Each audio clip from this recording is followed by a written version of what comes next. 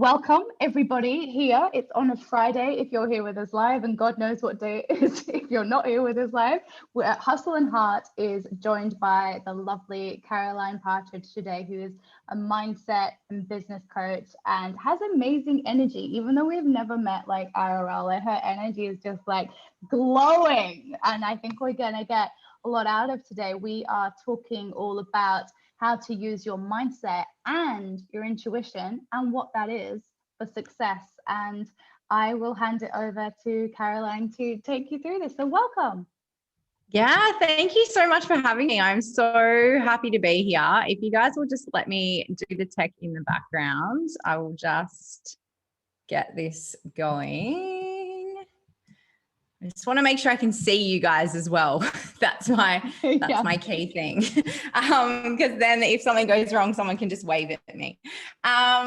Cool. So as Betty was saying, I am a mindset coach for women in business. And today I really wanted the opportunity to just talk to you guys more about intuition when it comes to business, because there's a lot of chatter around this whole mindset idea.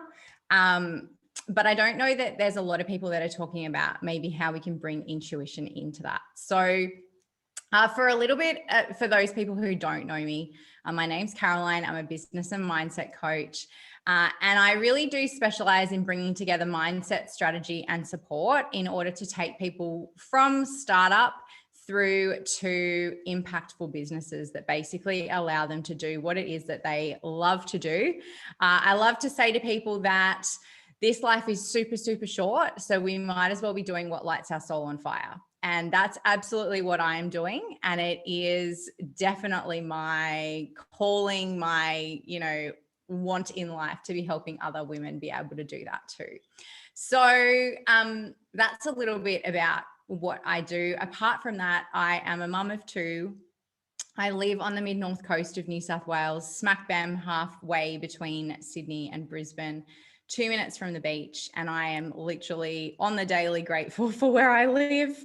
And this has been my full-time gig now. I've been full-time in business for around 6 months, and I was side hustling with a job for a couple of years before that. So I had a business totally unrelated to anything we're going to talk about today initially. And then I moved into working in social media strategy, and I realized that I was building beautiful strategies for people, but they weren't actually executing on those strategies. They weren't actually showing up, putting the content out there. They didn't want to hit that little red go live button and show up.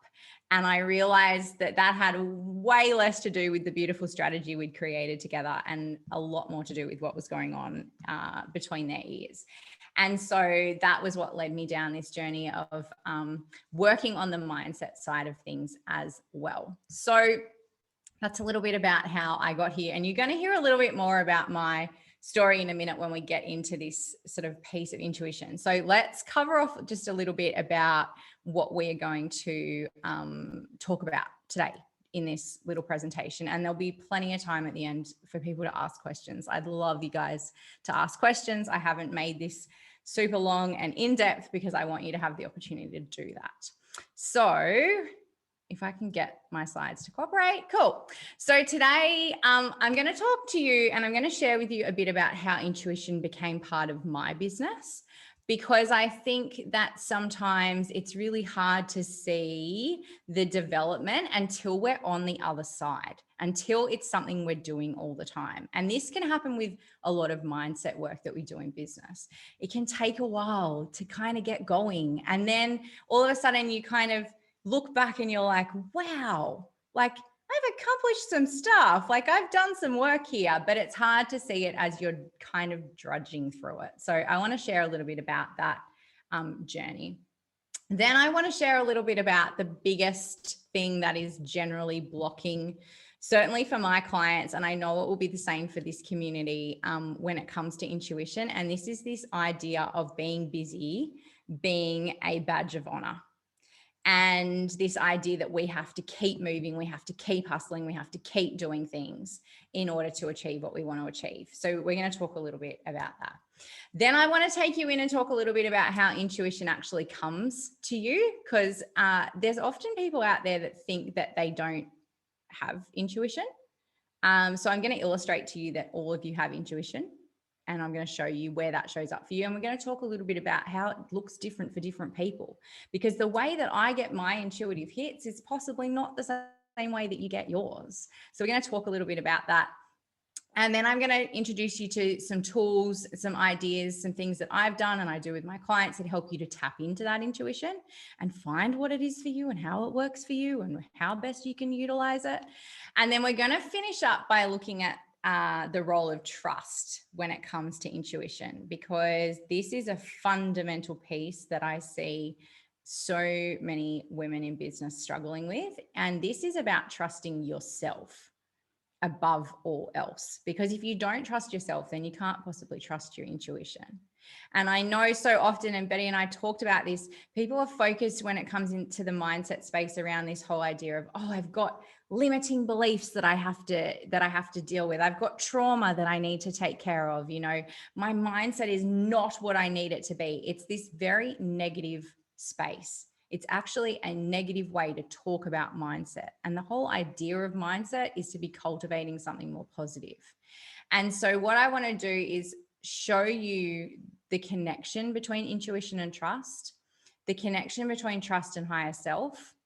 And rather than looking at this as a place where we need to fix things, it's about looking at it as an opportunity to tap into what is already available to us to help us move forward, rather than constantly trying to fix what's backward. Okay, so that's probably the bit that's going to make today a little different maybe to what you're seeing as you scroll your Facebook feed about limiting beliefs and imposter syndrome and all of those kinds of things. So that's what we're getting into. So let's just get into it. So I call this how I found my intuition, because I, like so many people, and I don't know, maybe it's true for some of the people that are here, I didn't think that I was an intuitive person. I just didn't think I was. I thought that intuitive people were people with these magical psychic powers that would see things or hear things. And I just didn't think that was me, to be honest, for probably about 34 years of my life. And then I started to make some changes in my business and in my life. And I realized that my intuition was starting to come through. But when it started to come through, I didn't really know that that's what it was. I just started to have ideas come through. And I started to follow those ideas. And at the time, I was doing a lot of work using hypnosis, using NLP around trusting myself and trusting my path and trusting that things were going to turn out okay, and knowing that I could just take steps forward in my business, trusting that I didn't need to be hustling all the time. And ultimately, my intuition just started whispering to me, and that whisper got louder and louder and louder and louder. And I have cultivated that and developed that using so many of the tools that I'm going to share with you in a minute into something that literally runs my life and business. My intuition is something that I'm using literally daily. My clients see me use it in sessions. I use it when it comes to creating things for my business, when it comes to social media, when it comes to the offers that I'm putting out, when it comes to the connections that I make with people. I wouldn't be here today if I didn't have this intuitive nudge, this knowing that this was a good opportunity. And if Betty and I hadn't had that connection of energy. And so it really has been like this process. It has not been this short thing that has happened. And the catalyst for really stepping into my intuition, it happened last March. So it's almost 12 months ago when I really got serious about this. So what happened was I was struggling to make consistent money in my business. I'd had a really good end of 2019 and 2020 had started, and there I just couldn't get the traction. I just couldn't get this thing moving. And I really wasn't making a heap of money, and I certainly wasn't making enough to be able to move out of my job. But I was in the situation where my physical health required me to no longer be working the way that I was working. I was in that burnout with physical health issues. And I was like, I've got to do something here. Something has got to change. Something's got to be different. I want to be in my business full time. And so I stepped up and I listened to my intuition without knowing, and I jumped into a mastermind. And it was like the biggest investment I'd ever made in my business. But I just had this feeling that it was the right thing to do. I just had this gut feeling that I should jump in. And so I jumped into this mastermind, and then within 3 weeks, a few things happened. COVID hit. My job situation changed, not for the better. And then I was thrown into a situation where our family situation suddenly became unstable. And I was like, I'm going to need to make this work. I'm going to need to figure this out. I'm going to need to transition to doing this full time, and it needs to be able to support my family. And it was almost like as I jumped into that and all these things kind of happened around me, I had to just trust that I was kind of on the right path and trust that my intuition about jumping into the mastermind had been correct. And that was kind of where it all kicked off. And I started to do the work in terms of trusting myself. I started to do the work in terms of tapping into my intuition. And in 4 months, I had 10x'd my business and stepped away from my job. And I won't be going back. So it was like this turning point. And it came from this knowing that I needed to jump into that opportunity, and then knowing that it was still the right opportunity, even though everything else seemingly fell apart around me as it happened. And it's probably because everything else fell away around me that I had the opportunity to just go, okay, I'm all in. I'm going to make this happen, and to follow my intuition. So I wanted to share that with you guys, because I often speak to people and they're like, well, how did you find your intuition? Like, you know, how do I lean into that more? What's happened there? And I feel like sharing that story really helps people to see that it's not the same for everyone. Sometimes it comes out of a crisis. It always looks different. It's extremely messy. It's 1 step forward, 2 steps back, and that's okay. That is pretty much part of the business process in general. But certainly that intuitive hit that I got to join that mastermind was the catalyst for so much change. And without it, I wouldn't be where I am today. And I know that had really not a lot to do with the mastermind and the person that I was signing up to work with and the group that I was jumping into, so much as it had to do with me listening to myself above everything else, and not backing down when COVID hit and things went wrong family-wise and job-wise, and people were like, how are you going to pay for that? How is this all going to work? So I wanted to share that with you guys. So the biggest thing, and it's a big part of my story, is that I could never hear my intuition or feel or see my intuition. And we're going to talk about how it can come through in a minute. But I could never be present for my intuition because I was never present. I was busy. Okay. And I was like really happy with myself that I was busy. And I don't mean this in a self-deprecating way, but I was just into the worldly way of being busy. I was a mum of 2. I'd spent a period of time as a single mum. I was repartnered. I was juggling custody and exes and of more than full-time hours at my job. And I wanted to have a business. I was juggling all the things. And so I literally just thought that it was basically my job to be so incredibly busy that I never had time for anything. And I feel like society really tells us as women that that's the way we're meant to be, that we're meant to hustle. I mean, there is an amazing marketer out there who literally says, work until your eyeballs bleed. But I also know that there's hundreds of thousands of people out there running businesses who are working until their eyeballs bleed, and they're still not actually making the impact and the income that they want to make. So there has to be something wrong with this model. There has to be something wrong with this situation. And that was what I really had discovered. I was burnt out and I was busy and I had such high expectations of myself, but I still wasn't getting traction. I still wasn't moving forward. I wasn't feeling fulfilled. The happiness and fulfillment piece was missing, and chasing towards that, I was just working harder and harder. And it wasn't coming through. And so my question to you is, are you wearing that badge? Are you buying into that story that we get, that you need to be busy all the time? Because one of the clearest things that I know about intuition and about mindset is that it requires space. It requires availability. It requires time.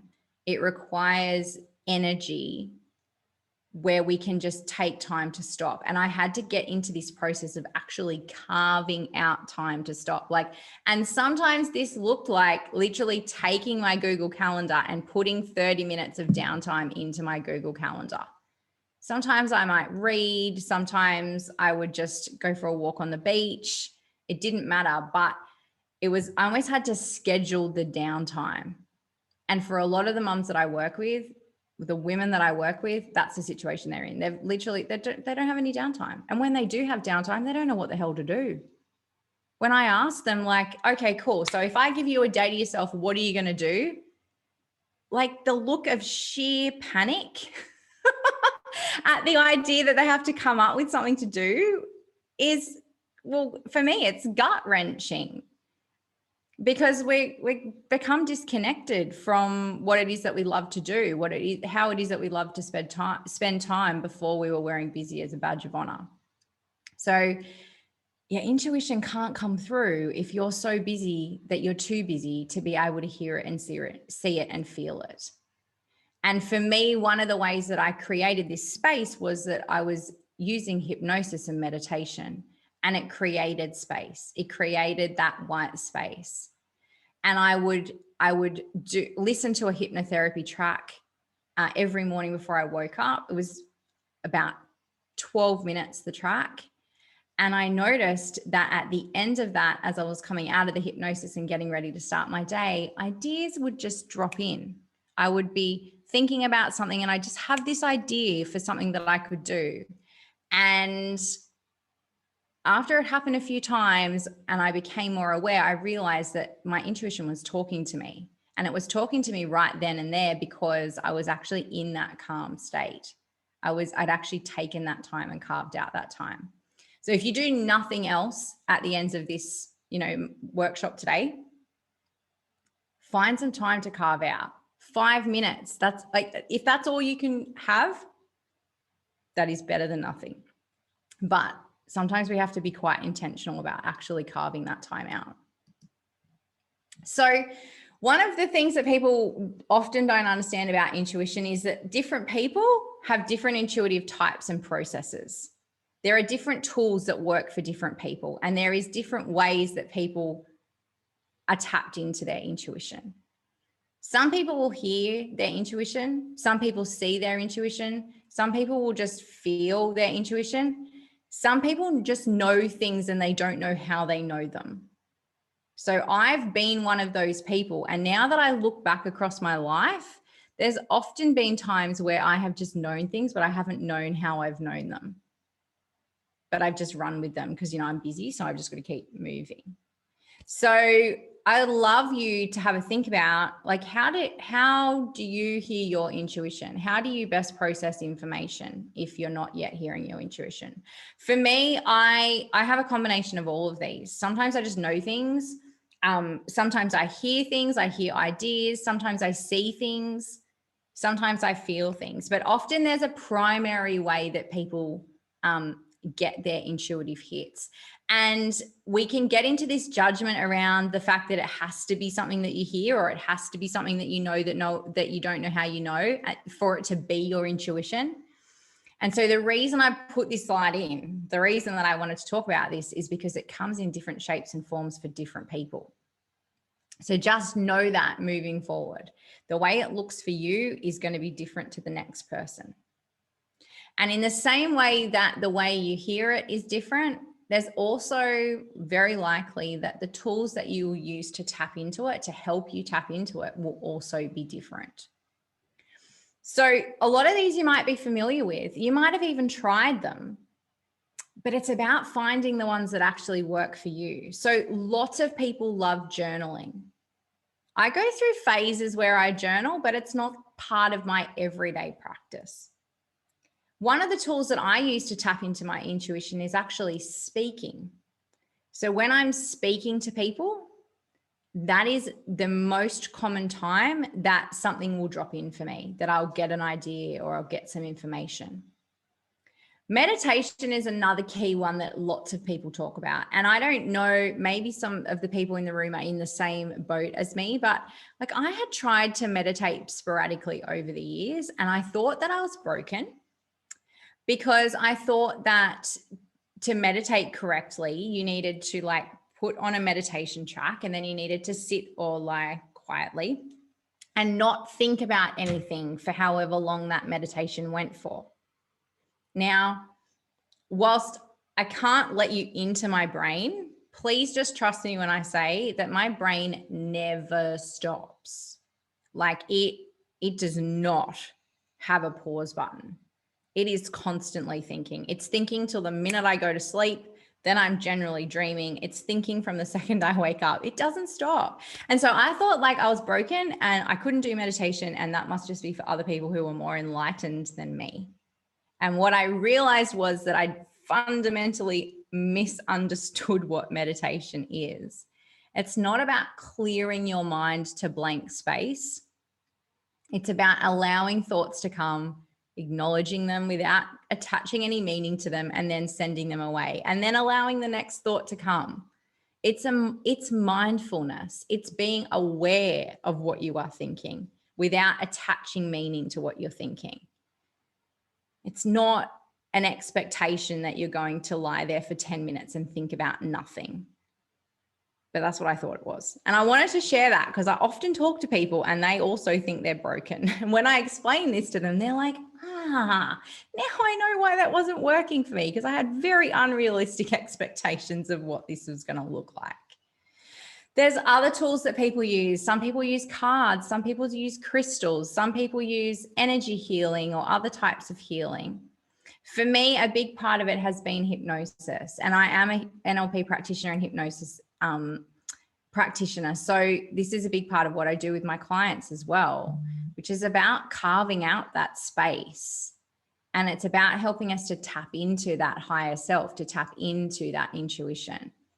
So there's so many different tools that we can use, but what so often happens is people are using tools because they think they should be using them. They're using them because they think that should be the way to tap into their intuition.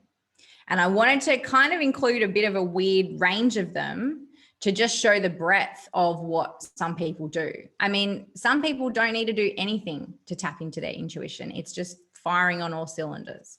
All they need to do is get quiet so that they can hear it, or get aware so that they can see it or feel it or know it.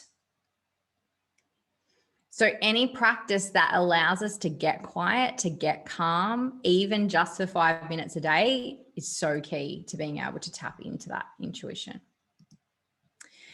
So the big piece here is that so many of us think we don't have intuition. And then when we do get an intuitive bit of information about something, we then don't trust it.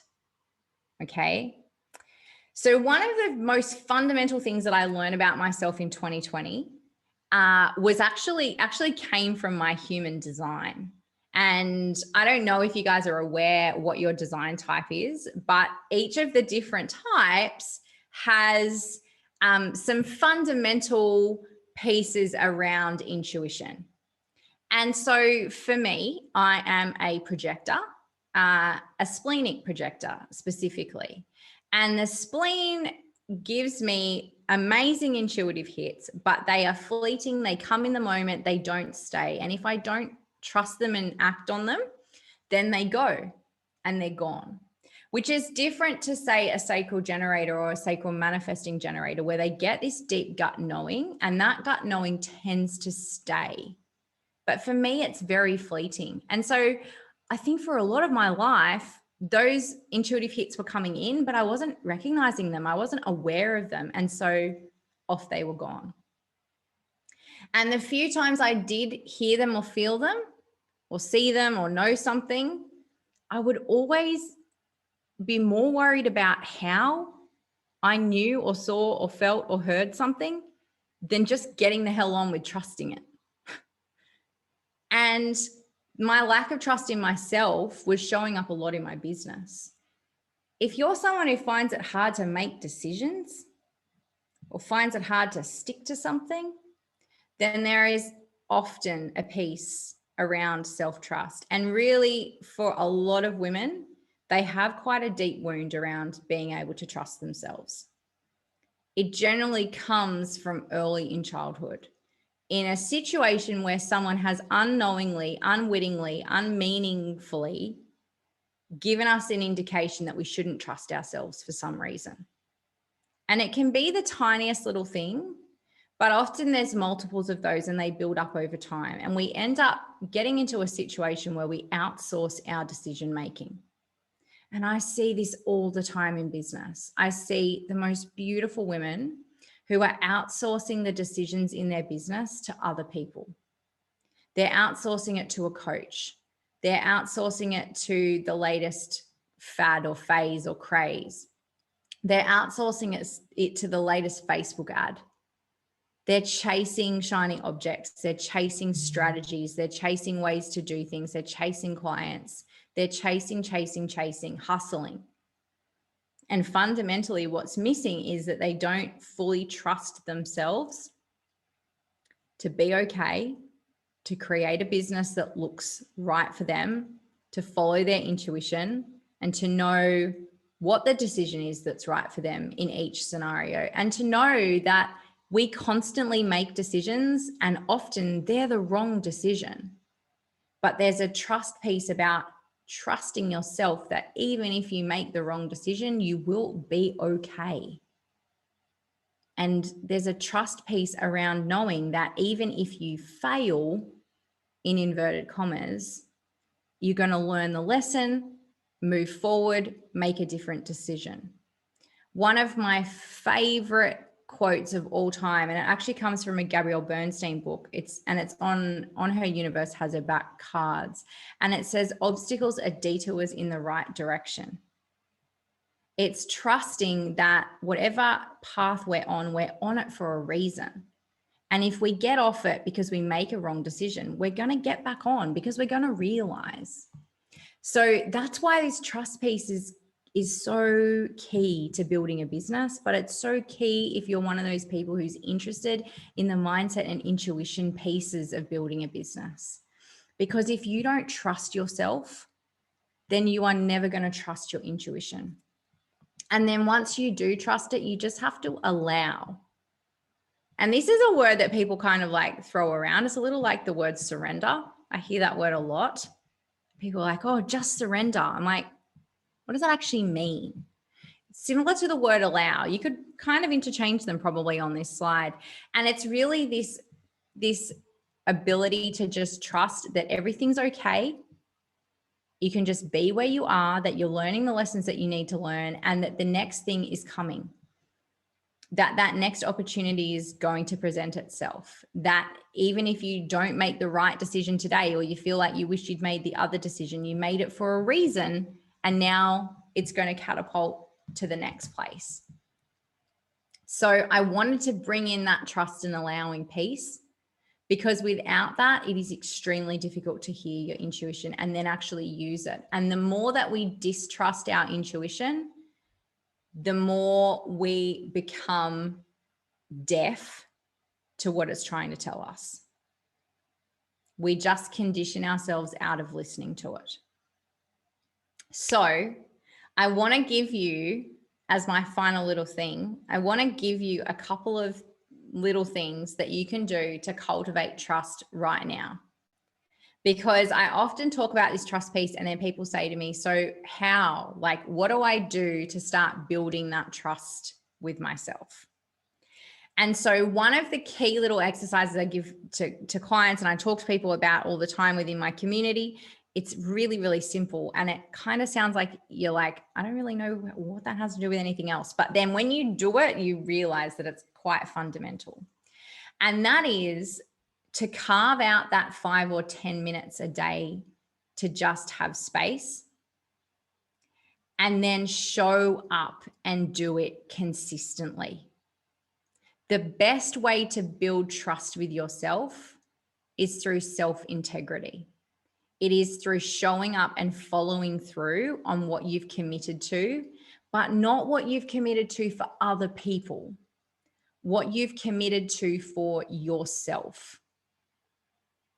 And this has been so key for me because I realized that I was very, very committed to my integrity when it came to other people. If I told you I was going to do something for you, I was there. I was going to do it. But when I said to myself, oh yeah, I will, I'll take, 20 minutes out this afternoon before I pick the kids up from school, or, oh, I really do want to read that book, I'll buy it and I'll read it. That was when I didn't show up. I didn't show up for myself. And that undermined my trust in myself because it was like, oh, well, you said you were going to read the book, but you didn't. Oh, you said you were going to take that time out this afternoon, but you found 10,000 other things for other people that were more important. So that's my little takeaway for you guys. I would love you to actually carve out that time and then actually show up for that time. And that will start to build that trust. And it's like a stack. There's actually a thing called habit stacking where we just attach habits to things that we already do. And so if you want to supercharge this, attach that 5 minutes that you're taking out to something else. So is that 5 minutes when you get into your office in the morning before you get started, you take that 5 minutes? Is it 5 minutes, you go to school pickup 5 minutes early? This is one of my own that I've used.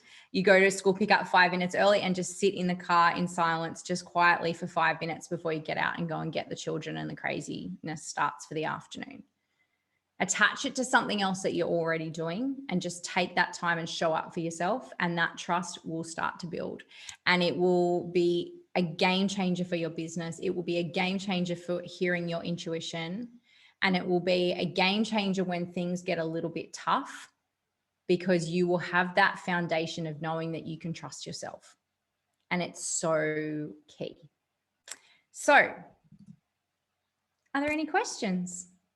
Does anyone want to ask anything, talk about anything? That's it for formalness. I hope that that's been helpful. So good. Yeah. Thank So you. let me know, because I can't see the, I'll exit out of the slides. That was great though. And the slides were amazing. Does anyone have any questions, anything? I can't see anything on the chat, but please do feel free. I've got one if you don't.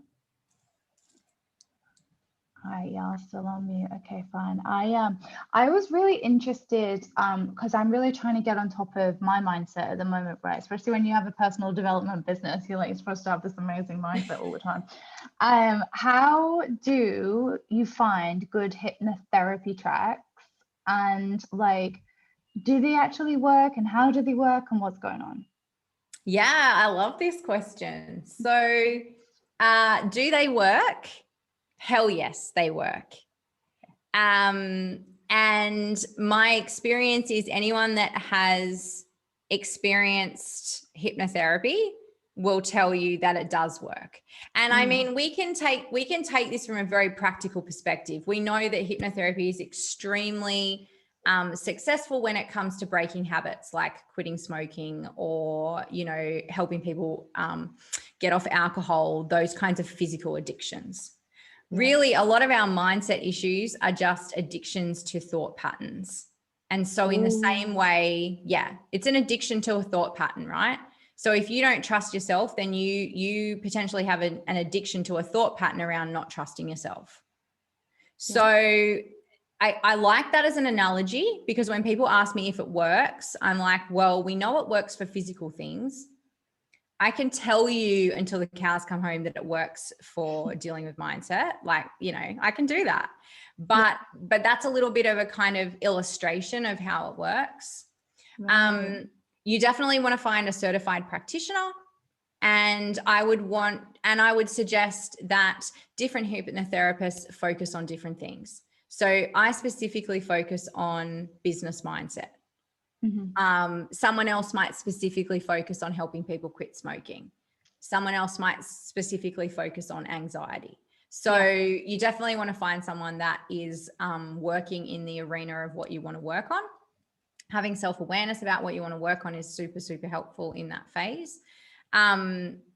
There's lots of practitioners out there, lots of Aussie-based practitioners out there. So yeah, it does work. That's my couple of tips for kind of finding the right person.